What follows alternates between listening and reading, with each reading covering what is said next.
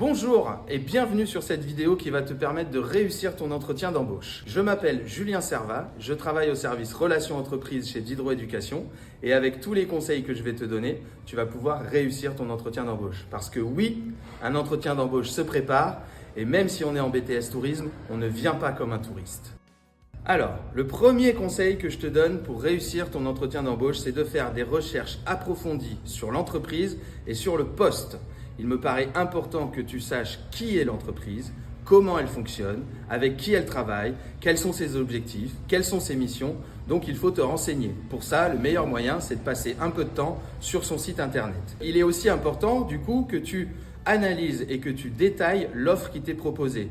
Il faut que tu notes les compétences qui vont être demandées, que tu regardes un petit peu le profil que l'entreprise recherche pour que tu puisses matcher sur ces demandes de l'entreprise et que tu comprennes bien et assimiles bien quelles vont être les missions qui vont être demandées.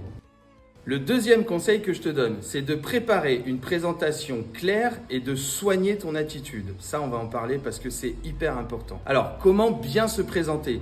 Il faut que tu prépares un pitch de présentation, que tu puisses en 1 minute expliquer un petit peu qui tu es, ce que tu fais dans la vie, ton parcours et pourquoi tu as choisi cette formation et donc cette alternance. Donc, une présentation claire sur toi et ton envie de faire cette formation et de répondre à cette offre. Ensuite, l'idée, c'est de pouvoir peut-être, dans cette présentation, d'expliquer un petit peu qui tu es, quelle est ton expérience pertinente en rapport avec le job auquel tu postules et pourquoi tu es intéressé par ce poste. Il faut que tu arrives à synthétiser tout ça et à pouvoir l'expliquer lors de ta présentation. Ensuite, il y a 2 choses auxquelles il va falloir que tu fasses attention. La première, c'est de soigner ton langage. Effectivement, tu n'es pas en train de boire un coup avec tes copains, tu n'es pas à un repas de famille, tu es en entretien d'embauche. Donc, il faut soigner ton langage et ça passe aussi par le langage parlé, mais aussi par le langage vestimentaire, le langage corporel, d'accord ? Donc, il est important de faire attention à ton apparence. Donc, évidemment, on vient en entretien avec une tenue vestimentaire adaptée. Alors, on n'est pas obligé d'être sur du costard-cravate, c'est pas ça l'idée. Mais un petit jean brut, une jolie paire de baskets blanches propres, j'insiste sur le propre, une petite chemise, ça passe très bien. Ça, c'est pour les garçons. Pour les filles, on peut envisager un petit make-up léger, s'apprêter un petit peu, se coiffer. Les garçons, évidemment, pareil, on se coiffe, on se rase. On fait attention à sa tenue vestimentaire, c'est hyper important. Ensuite, il y a votre posture qui va entrer en jeu. On ne peut pas venir de manière nonchalante, c'est pas possible.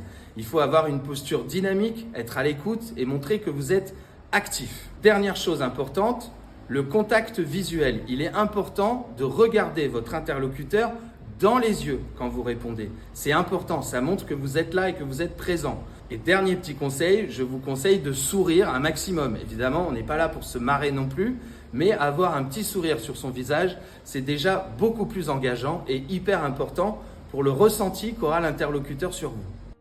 Le troisième conseil que je te donne, c'est d'anticiper les questions les plus courantes et de préparer tes réponses. Alors, je vais te donner des exemples de questions fréquentes et surtout, je vais t'expliquer comment bien y répondre. La première question qu'on va pouvoir te poser, c'est « Parlez-moi de vous ». Alors, le but du recruteur lors de cette question, c'est de voir si tu es capable de résumer ton parcours de manière claire et pertinente. Alors, comment tu peux répondre à cette question ?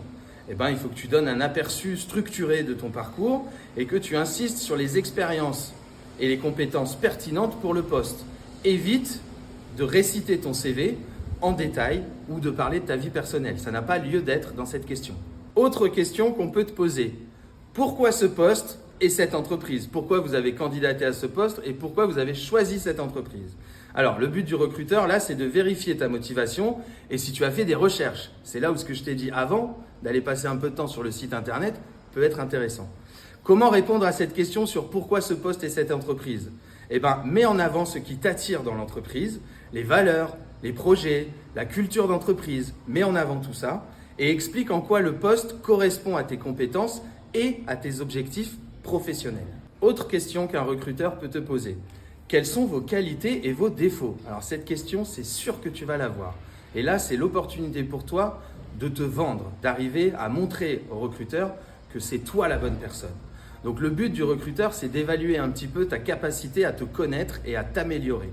Alors les qualités, il faut que tu donnes des compétences utiles pour le poste, illustrées par un exemple si possible.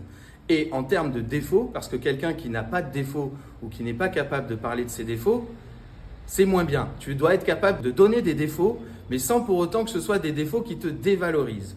Donc tu peux choisir une faiblesse, par exemple, que tu as su corriger et expliquer comment tu l'as corrigée. Exemple de défaut bien tourné. J'ai parfois tendance à être perfectionniste, ce qui peut ralentir mon travail.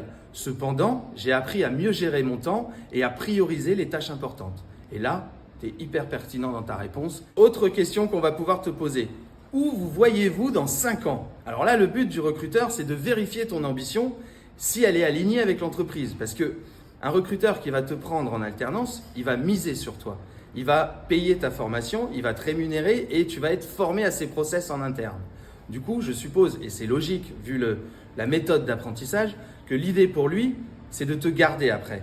Donc évidemment, où est-ce que tu te vois dans 5 ans? Le mieux pour y répondre, c'est de montrer que tu veux évoluer et apprendre, et si possible en précisant que tu veux rester dans l'entreprise, ce qui relie ta progression professionnelle à la vie de l'entreprise. Dernière question qui, à mon avis, va revenir souvent. Pourquoi devrions-nous vous embaucher?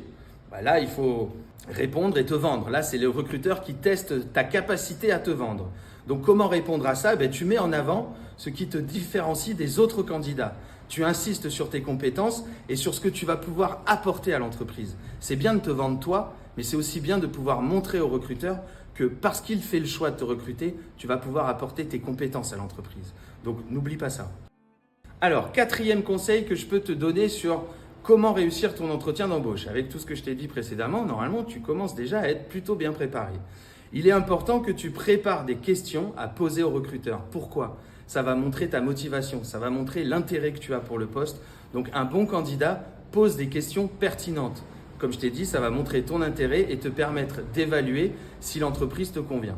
Alors, des exemples de questions, je peux t'en donner. Par exemple, sur le poste, tu peux demander quelles sont les priorités pour ce poste dans les 6 premiers mois. Quels sont les process que vous comptez que je puisse mettre en application rapidement. Sur l'équipe, tu peux aussi essayer de te renseigner sur avec qui tu vas travailler, comment tu vas travailler avec cette équipe, comment se passent les relations dans l'équipe. Et sur l'évolution, tu peux aussi demander comment l'entreprise accompagne-t-elle le développement des compétences. Parce que je te rappelle que tu es en apprentissage et que l'idée sur tes 2 ans d'apprentissage, c'est de monter en compétences. Petite précision. Évite, lors de ton premier entretien, de parler des congés payés et de parler du salaire. Enfin, c'est pas le moment. L'idée, c'est déjà d'abord de décrocher cette entreprise et de décrocher ce poste. Donc, les questions sur les congés, elles viendront plus tard. Dans tous les cas, tu en auras. Et les questions sur ton salaire, elles viendront plus tard. De toute façon, en apprentissage, c'est réglementé et ton chargé des relations entreprises chez Diderot Éducation est capable de répondre à cette question-là. Donc, inutile de parasiter ton entretien avec ces questions-là. 5e conseil que je te donne toujours pour réussir ton entretien d'embauche. Il faut s'entraîner et gérer ton stress. Alors, en ce qui concerne les simulations d'entretien, tu peux en faire avec tes parents, mais tu peux aussi en faire avec nous. Les chargés des relations entreprises chez Diderot Éducation sont là pour t'accompagner dans ta recherche d'entreprise, mais aussi pour préparer tes entretiens. Donc pense à nous solliciter, nous sommes là pour ça et on le fait avec plaisir. Donc faire des simulations d'entretien, c'est vraiment important. Tu peux aussi apprendre à gérer ton stress. Souvent, vous êtes un petit peu stressé avant ces entretiens. Donc, on relativise, on n'est pas en train de jouer sa vie, il n'y a pas mort d'homme, on respire, on fait des exercices de respiration si besoin, mais on gère son stress. Et tu peux aussi préparer un plan B. Notamment, si l'entretien est en visio, assure-toi de ta connexion avant, regarde ton cadre, règle tous tes paramètres avant pour que la visio se passe dans les meilleures conditions. Et nous arrivons maintenant au 6e et dernier conseil. Je te promets qu'après ça, tu vas être préparé comme il faut pour réussir tes entretiens. Le 6e conseil, c'est d'assurer un suivi après l'entretien. Une fois rentré chez toi, le lendemain ou même le soir même, c'est bien de remercier par mail le recruteur du temps qu'il t'a accordé. Tu en profites donc pour le remercier et tu réaffirmes ton intérêt pour le poste et ta motivation. Et tu peux aussi faire référence à un point marquant pendant l'entretien en disant « j'ai notamment apprécié quand nous avons évoqué telle ou telle chose ». Ça, c'est hyper important. Pense bien à assurer un suivi après ton entretien. Voilà, il me semble que tu as tous les conseils pour réussir ton entretien. n'hésite pas à contacter ton chargé de relations entreprises chez Diderot Éducation qui pourra encore discuter de tout ça avec toi. Mais là, je pense que tu as tout ce dont tu as besoin et maintenant, moi, j'ai totalement confiance en toi, tu vas réussir tes entretiens.